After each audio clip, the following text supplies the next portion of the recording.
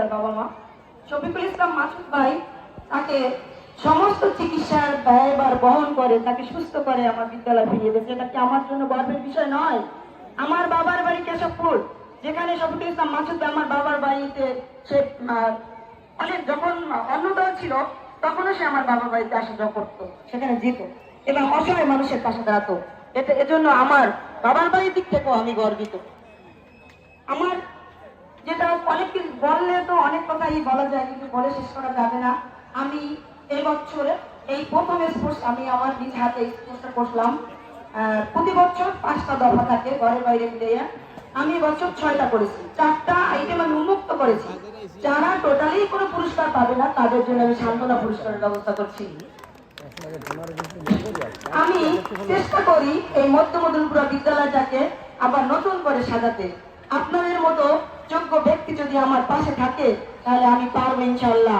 আমি আশা করি আল্লাহর রহমতে সেটা সম্ভব হবে।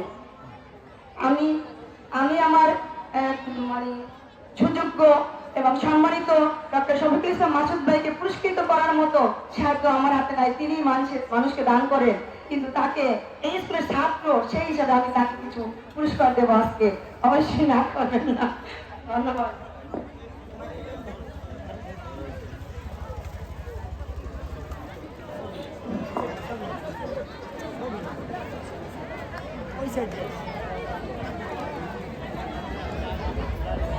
আমি সেদিন মোরগ যুদ্ধে হেরে গিয়ে কোনো পুরস্কার না পাইলেও আজকের এই পুরস্কারের মধ্য দিয়ে আমার সেদিনের শূন্যতা পূরণ হয়ে গেছে, আলহামদুলিল্লাহ।